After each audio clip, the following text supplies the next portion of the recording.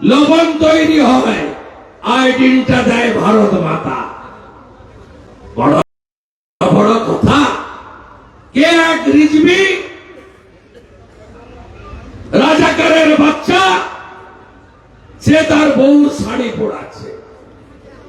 ওই রিজভিকে বলি, কলকাতা আপনি এসেছিলেন, হাতের অপারেশন করিয়েছেন, হাতের মধ্যে একটা রিং পরিয়েছেন, ওই রিংটা বের করে ফেলতে পারবেন? বউর শাড়িটাকে তো পরিয়েছেন, পারবেন না।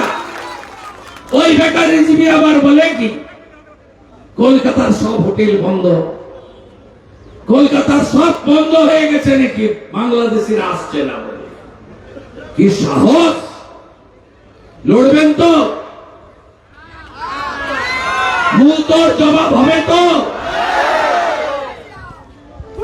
ইট মারলে পাটকেল দিয়ে উত্তর হবে তো?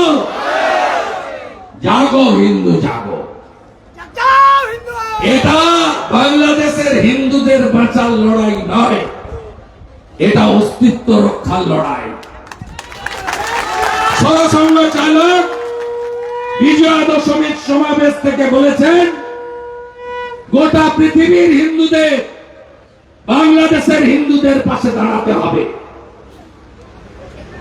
গীতার অমোঘ বাণী, ধর্ম রক্ষতি রক্ষিত। এ লড়াই ধর্ম রক্ষার লড়াই। গ্রামে সিপিএম, বিজেপি, তৃণমূল, কংগ্রেস সব কমিটি থাকবে, কিন্তু এবারে সময় এসেছে হিন্দুদের ধর্ম রক্ষা কমিটি তৈরি করা। ধর্ম রক্ষা কমিটি তৈরি করতে হবে। এ লড়াই বাঁচার লড়াই। কেমন দেখছেন না রাজ্যের মুখ্যমন্ত্রীর ভাষার পরিবর্তন? এটা হচ্ছে কেন জানেন? আপনারা ঐক্যবদ্ধ হচ্ছেন বলে। উনি বুঝতে পারছেন শুধু 30% দিয়ে বৈতরণী বাড়ানো যাবে না। উনার এক মন্ত্রী তো আরো এক ধাপ এগিয়ে, সিদ্দিকুল্লাহ চৌধুরী বললেন মোহাম্মদ ইউনূস ঠিক করছে। বিধানসভায় বলছেন লুকিয়ে এসেছেন, কখন আসবে কেউ জানে না। নিজের ফেসবুকে পোস্ট করেছেন